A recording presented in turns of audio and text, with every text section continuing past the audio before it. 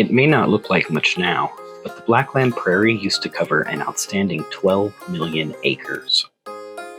It's estimated that less than 5,000 acres remain unplowed.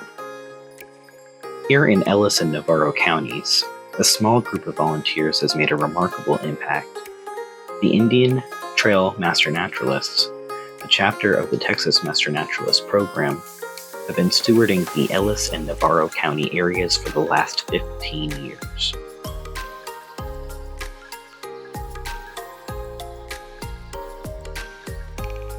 I'm so lucky. I get to work with the cream of the crop, the master naturalists that volunteer their time, their energy, these limited resources. And I've been very lucky to work with the Indian Trail Master Naturalist. I'm Charlie Grindstaff, class of 2010, the inaugural class. And I'm Paul Grindstaff, 2010, in the inaugural class also. When we retired in early 2010, we joined the Ellis County Master Gardeners. And one of the speakers was Steve Hauser. He was an arborist, and he talked about trees to the Master Gardeners. But he was a member of the North Texas Master Naturalist chapter. He kept mentioning their activities and what they did. And it was like, why are we in Master Gardeners? That's what we wanted to do. In 2009, Mox Moxley, Linda, was a member of the Master Gardeners. So that's how we met her. In 2010, Mox and a couple of other people joined the chapter in Cleburne in order to become Texas Master Naturalists. She had already taken the training in the Rio Brazos chapter, and then she decided she wanted to organize one in Ellis County. Mox decided to start the chapter in Waxahachie. When I went to the Ellis County Expo that March, I saw the table, and I was about to retire from teaching, so I said, ooh, I want to do that. So that's how it all started. There were 24 in the first class. We took our class at the Ag office at that time. Really exciting group of people. The communities involved with the Texas Master Naturalist program extend to Texas Parks and Wildlife, Texas A&M, the Botanical Research Institute of Texas, and the list goes on. So the master naturalists are driven. They are driven, and I like to say the master does not mean expert. Does not mean expert. We're all striving to become experts, but the master means dedicated. So the dedicated master naturalist, that's what I love about the program. It's a group of people that have various life experiences, backgrounds, philosophies, ideologies, all of that are coming together for the central goal to enhance within the communities, wherever they may be. I feel like I've really studied the species of people more than anything in this chapter, which has been kind of cool because I've gotten to know a lot of different people from different walks of life that all have this one thing in common. Mockingbird Nature Park was the first project of our chapter. The original suggestion was that we put in a butterfly garden by one of our members at the time. When the proposal was made to Midlothian Parks, they jumped right in. They had a truckload of dirt here waiting for us. They provided anything that we could possibly have needed, and it just kind of snowballed from there. Then we got the Boy Scouts involved, cleaning up the line of trees along the roadway was a massive project that we spent a day here with the Boy Scouts, removing all the brush and shrubs because people were parking here and doing things that the city didn't actually want done in their park. So we made it more easily seen from the street. When the people at GIFCA came out and put in the bridge and did the work at the back of the park as one of their centennial projects. We jumped right in to help with that. This park didn't have restrooms when we started, I'll tell you. And thank God the Parks Department listened to us and put them in. Made working next to much easier. Our first night hike was here at Elkington Beach Park. Our first cowboy power was here at this park. It holds just such wonderful memories. Then there were so many things there that dragonflies on that sign that says mockingbirds were dragonflies that we cut out of metal. Wolverine. One of the neighbors built the benches that are like Saul had a little help putting up the magnifying glasses for the kids so that they could put something under it and see what it looked like and what. We're so tied up in this park. The chapter is it's a wonderful place. Come out and enjoy it if you haven't. Another early project, Kachina Prairie, located in Ennis, Texas, boasts one of the few remnant blackland prairies left intact. The naturalists conduct regular prescribed burns to manage the landscape. The landscape provides a habitat for thousands of insects, countless species, and some remarkable memories. When we teach the kids to go fishing out in around Kachina, around the lake.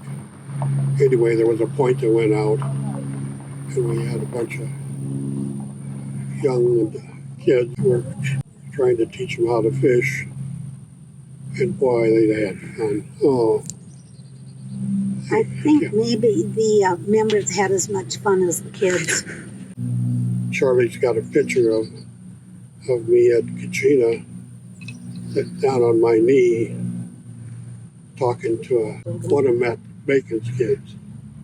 You were teaching them, showing him. The cat's claw on the bluebonnet. That was fun.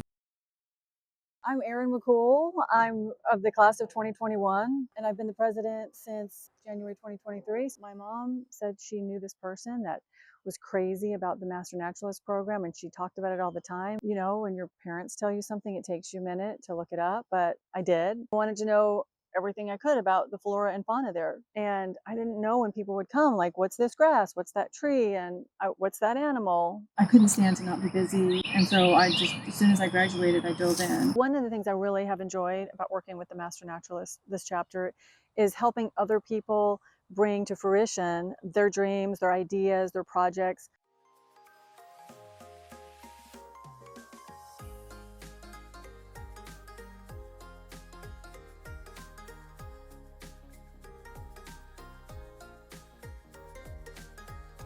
When Dogwood Canyon Audubon Center started, several of us committed to working there for them one day a week. So I worked at Dogwood Canyon for 8 years. We had some projects that we no longer have.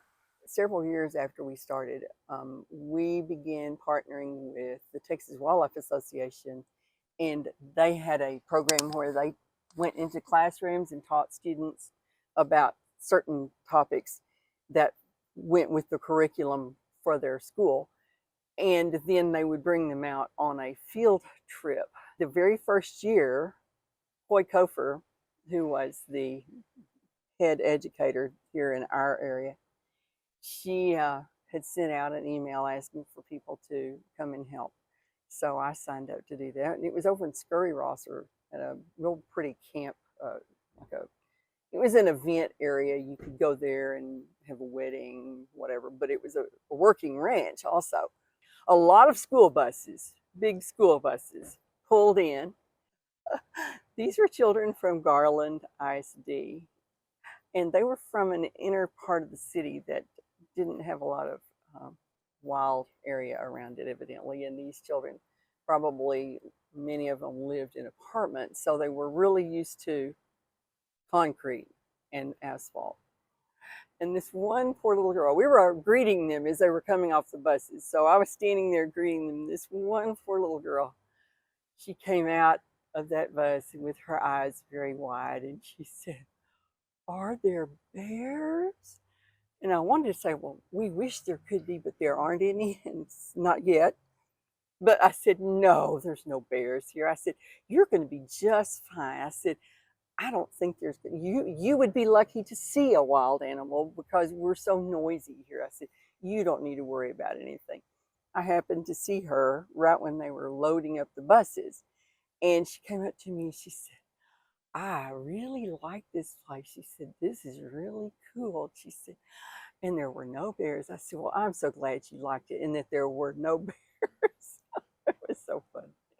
One thing I would love to make sure that people know as they become a Texas Master Naturalist or before they take the course is that this isn't just a one and done class. I, for example, thought it was a class and then that was it. But I think it's really important for us to explain to people that this is, you're joining a community of other nature enthusiasts and then you're giving back, that it is a program that doesn't end with your class, it only begins with your class. When we first started taking all the classes, we were just like, oh boy, we're getting to learn new stuff. Oh, you mean we have to work? Not that we were afraid of work. It was just like, this is so much fun. Let's just do this some more. The Indian Trail chapter is certainly not afraid of work, logging 98,626 volunteer service hours and completing 15,532 hours of advanced training to date. Indian Trail continues to support Mockingbird Nature Park, Kachina Prairie, and, a recent addition, the Charles F. Ladd Nature Preserve in Duncanville, though not all projects make it. Well, the challenges have always been pretty much the same. You have certain people who have a really great idea that they might want to be volunteers, but then when it comes right down to it, they're really not sure what they can do, and they're a little bit hesitant about signing up for anything. So that's always a challenge. And there's only one way to solve this issue. Yeah, get involved. Find one of the projects that we are in that you're interested in and jump right into it. So one of the challenges of being a master naturalist, and it sometimes feels like we're going against the flow, the river flow of the general community that would rather have a convenience store out here or would rather have some other area. It is a challenge for us as master naturalists and as nature enthusiasts to combat that, but also to guide people in this general biophilia that's still within all of us. We see it in little kids. Little kids aren't scared to show it. When they come outside, they may be scared at first, not knowing what to do when they're out here. But over time, with the Master Naturalist guidance, when we show them the various plants, when we show them the cool bugs out here, the little kids start to love it. And within each of us, those little kids still exist. They still exist, but it can be a challenge as we sometimes face development, as we face financial gain.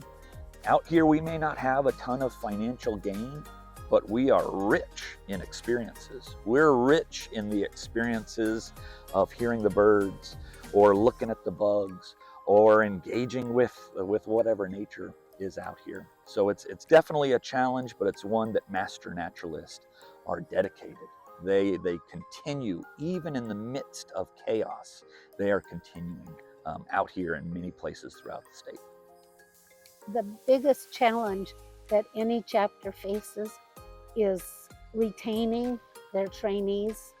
And we've had that issue, but in spite of losing members after 1 or 2 years, or sometimes after the class is over, you still have to figure it's a win because that's that many more people who know about nature, who know about the environment, ecology, and what's good for our communities. So even if we don't retain everybody, hopefully we've created some ambassadors. Over the 15 years I've been president, done editor, I've written articles for the newspaper and newsletters, I've come to accept the fact that not every person who takes a class will decide that they want to be a volunteer and really do it every month, every week, because it is a lot of work. Because every person that learns more about the Texas ecosystem, you know, and all of our animals and plants and our land and our water, that's one less person that's not educated about it. Well, of course, one of the things that has changed is the sheer number of members that we have. The dedication of the Texas Master Naturalists is impressive, but there's always room for improvement. I think that we need to go back to our mission statement a little more often. I think that we don't always do as much outreach as we should in the community. I think that we've grown wonderfully. You know, when you throw a seed out there, you hope that it's germinated and produces the next generation of plants, of seeds. The same sort of way with Master Naturalists. In their programs and in their projects, they are planting seeds. Sometimes physical seeds, actual seeds. Other times they're teaching a little kiddo about nature or about bugs. And that kiddo grows like the plant, and he, she, or they will teach that to their fellow classmates, to their parents, to their strangers that they interact with. That's what I love, love, love about the Master Naturalist program. In all my 15 years in the Indian Trail chapter, I have never once, not one time, asked for help and not received it. I cannot tell you how much I love this chapter and the people in it. You are all awesome and wonderful.